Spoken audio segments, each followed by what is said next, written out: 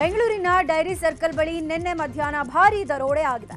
ಎಟಿಎಂಗಳಿಗೆ ಹಣ ಹಾಕೋಕೆ ಹೋಗ್ತಾ ಇದ್ದ ಸಿಎಂಎಸ್ ವಾಹನವನ್ನ ಹೈಜಾಕ್ ಮಾಡಿ ಡಕಾಯಿತರು 7.1 ಕೋಟಿ ಹಣವನ್ನ ದೋಚಿಕೊಂಡು ಪರಾರಿಯಾಗಿದ್ದಾರೆ. ಪ್ರಕರಣ ಸಂಬಂಧ ಹಿರಿಯ ಪೊಲೀಸ್ ಅಧಿಕಾರಿಗಳಿಗೆ ಗೃಹ ಸಚಿವ ಪರಮೇಶ್ವರ್ ಸಭೆ ನಡೆಸಿದ್ದಾರೆ. ಸಭೆ ಬಳಿಕ ಮಾತನಾಡಿದ ಅವರು, ಕೆಲವು ಇಂಪಾರ್ಟೆಂಟ್ ಲೀಡ್ ಸಿಕ್ಕಿದೆ, ಸಿಎಂಗೂ ಮಾಹಿತಿ ಕೊಟ್ಟಿದ್ದೀವಿ, ಡಿಜಿ ಕಮಿಷನರ್ಗೆ ಪ್ರಕರಣವನ್ನ ಸೀರಿಯಸ್ ಆಗಿ ತೆಗೆದುಕೊಳ್ಳಿ ಅಂತ ಸೂಚನೆ ಕೊಟ್ಟಿದ್ದೀವಿ ಅಂತ ತಿಳಿಸಿದ್ದಾರೆ.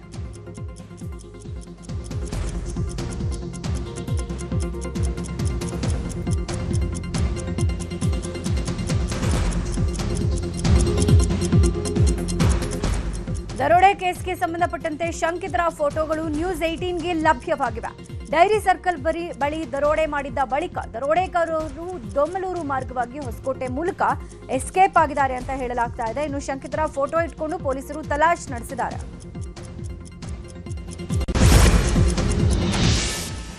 $7.1 ಕೋಟಿ ರಾಬರಿ ಪ್ರಕರಣ ಸಂಬಂಧ ಮುಖಚಹರೆ ಸಿಗುತ್ತೆ ಅಂತ ಸಿಎಂಎಸ್ ವಾಹನದಲ್ಲಿದ್ದ ಡಿವಿಆರ್ ಸಮೇತ ಆರೋಪಿಗಳು ಎಸ್ಕೇಪ್ ಆಗಿದ್ದಾರೆ. ಪರಿಶೀಲನೆ ವೇಳೆ ಡಿವಿಆರ್ ಇಲ್ಲದೆ ಇರೋದು ಪತ್ತೆಯಾಗಿದೆ. ನಗರ ಪೊಲೀಸ್ ಆಯುಕ್ತ ಸೀಮಂತ್ ಕುಮಾರ್ ಸಿಂಗ್ ಮಾಹಿತಿಯನ್ನ ಸಂಗ್ರಹಿಸಿದ್ದಾರೆ. ಪೊಲೀಸರು CMS agency South India head GT ನಾಯಕರನ್ನ ಠಾಣೆಗೆ ಕರೆಸಿ ಘಟನೆ ಬಗ್ಗೆ ಹಾಗೂ ಸಿಬ್ಬಂದಿ ಬಗ್ಗೆ ಮಾಹಿತಿ ಕಲೆ ಹಾಕಿದ್ದಾರೆ.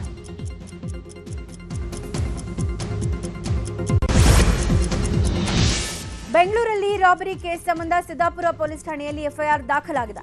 CMS agency branch manager Vinod Chandrar ಕೊಟ್ಟ ದೂರಿನ ಅನ್ವಯ ಎಫ್ಐಆರ್ ದಾಖಲಾಗಿದೆ. ಸಿದ್ದಾಪುರ ಠಾಣೆಯಲ್ಲಿ ಚಾಲಕ ವಿನೋದ್, ಕಸ್ಟಡಿಯನ್ ಅಫ್ತಾಬ್, ಗನ್ಮ್ಯಾನ್ ರಾಜಣ್ಣ ಮತ್ತು ತಮ್ಮಯ್ಯನನ್ನ ವಿಚಾರಣೆ ಮಾಡಲಾಗ್ತಾ ಇದೆ. ಎಲ್ಲರೂ ಒಂದೇ ರೀತಿಯಾದ ಹೇಳಿಕೆಯನ್ನ ಕೊಟ್ಟಿದ್ದಾರೆ. ಹೀಗಾಗಿ ಆರೋಪಿಗಳ ಪತ್ತೆ ಪೊಲೀಸರಿಗೆ ತಲೆನೋವಾಗಿದೆ. ಸಿಬ್ಬಂದಿಗಳ ಫೋನ್ ರಿಟ್ರೀವ್ ಮಾಡೋಕೆ ಪೊಲೀಸರು ಈಗ ಮುಂದಾಗಿದ್ದು, ಸಿಸಿಟಿವಿ ದೃಶ್ಯಗಳ ಪರಿಶೀಲನೆಯಲ್ಲಿ ಒಂದು ತಂಡ ಟವರ್ ಡಂಪ್ ಮಾಡಿ ಪರಿಶೀಲನೆಗೆ ಮತ್ತೊಂದು ತಂಡ ತನಿಖೆ ನಡೆಸ್ತಾ ಇದೆ. ಸಿಸಿಬಿ ಪೊಲೀಸರು ತನಿಖೆಗೆ ಸಹಾಯ ಮಾಡ್ತಿದ್ದಾರೆ.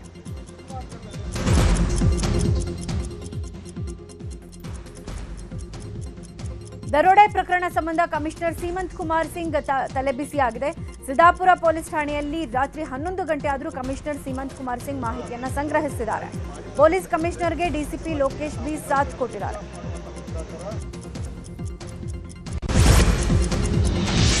ಕಾಂಗ್ರೆಸ್ ಸರ್ಕಾರಕ್ಕೆ ಇವತ್ತಿಗೆ 2.5 ವರ್ಷ. ಇಂದಿನಿಂದ ಸಿಎಂ ಸಿದ್ದರಾಮಯ್ಯ 2 ದಿನಗಳ ಕಾಲ ಚಾಮರಾಜನಗರ, ಮೈಸೂರು ಜಿಲ್ಲಾ ಪ್ರವಾಸ ಕೈಗೊಂಡಿದ್ದಾರೆ.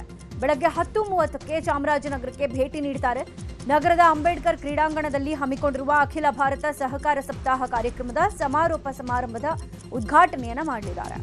ಇನ್ನು ಕಾರ್ಯಕ್ರಮ ಮುಗಿಸಿದ ಬಳಿಕ ಮೈಸೂರಿಗೆ ತೆರಳಿ ವಾಸ್ತವ್ಯ ಹೂಡಲಿದ್ದು, ಶುಕ್ರವಾರ ಮೈಸೂರಿನಲ್ಲಿ ವಿವಿಧ ಸ್ಥಳೀಯ ಕಾರ್ಯಕ್ರಮಗಳಲ್ಲಿ ಭಾಗಿಯಾಗ್ತಾರೆ. ನಾನು ಕೆಪಿಸಿಸಿ ಅಧ್ಯಕ್ಷನಾಗಿ 5 ವರ್ಷ ಆಯಿತು. ಡಿಸಿಎಂ ಆದ ತಕ್ಷಣವೇ ನಾನು ಕೆಪಿಸಿಸಿ ಅಧ್ಯಕ್ಷ ಸ್ಥಾನ ತ್ಯಜಿಸುವ ಇರಾದೆಯಲ್ಲಿದ್ದೆ. ಆದರೆ ಖರ್ಗೆ ಅವರು, ರಾಹುಲ್ ಗಾಂಧಿ ಅವರು ಮುಂದುವರಿಯುವಂತೆ ಸೂಚನೆ ಕೊಟ್ಟಿದ್ದಾರೆ. ಹೀಗಂತ ಡಿಕೆಶಿ ಹೇಳಿದ್ದಾರೆ. ನಾನು ಅಧಿಕಾರದಲ್ಲಿ ಇರ್ತೀನೋ ಇರಲ್ವೋ ಅನ್ನೋದು ಇಂಪಾರ್ಟೆಂಟ್ ಅಲ್ಲ, ಬೇರೆಯವರಿಗೆ ಅವಕಾಶ ಆಗಬೇಕು. ಕಾರ್ಯಕರ್ತರ ಸ್ವಾಭಿಮಾನಕ್ಕೆ ಧಕ್ಕೆ ಬರಬಾರದು. ಕೆಲವರು ಪಕ್ಷದ ಕಚೇರಿಯನ್ನೇ ಮರೆತು ಬಿಟ್ಟಿದ್ದಾರೆ, ಅಂತವರಿಗೆ ದೆಹಲಿಯವರೇ ಉತ್ತರ ಕೊಡ್ತಾರೆ ಅಂತ ಬೆಂಗಳೂರಿನ ಕೆಪಿಸಿಸಿ ಕಚೇರಿಯಲ್ಲಿ ನಡೆದಂತ ಸಮಾರಂಭದಲ್ಲಿ ಡಿಸಿಎಂ ಡಿಕೆಶಿ ಮಾತನಾಡಿದ್ದಾರೆ. ಡಿಸೆಂಬರ್ 8ರಿಂದ ಡಿಸೆಂಬರ್ 19ರವರೆಗೆ ಬೆಳಗಾವಿಯಲ್ಲಿ ಚಳಿಗಾಲದ ಅಧಿವೇಶನ ನಡೆಯಲಿದೆ. ಅಧಿವೇಶನ ಹಿನ್ನೆಲೆ ಬೆಳಗಾವಿಯಲ್ಲಿ ಸ್ಪೀಕರ್ ಯುಟಿ ಖಾದರ್ ಹಾಗೂ ಸಭಾಪತಿ ಬಸವರಾಜ ಹೊರಟ್ಟಿ ನೇತೃತ್ವದಲ್ಲಿ ಸಭೆ ನಡೆಸಿ ಸುವರ್ಣಸೌಧದಲ್ಲಿ ಸಿದ್ಧತೆಗಳನ್ನು ವೀಕ್ಷಿಸಿದರು. ಈ ಬಾರಿ ಅಧಿವೇಶನ ವೀಕ್ಷಣೆಗೆ ಪ್ರತಿದಿನ 500 ವಿದ್ಯಾರ್ಥಿಗಳಿಗೆ ಅವಕಾಶ ನೀಡಲು ನಿರ್ಧರಿಸಲಾಗಿದೆ.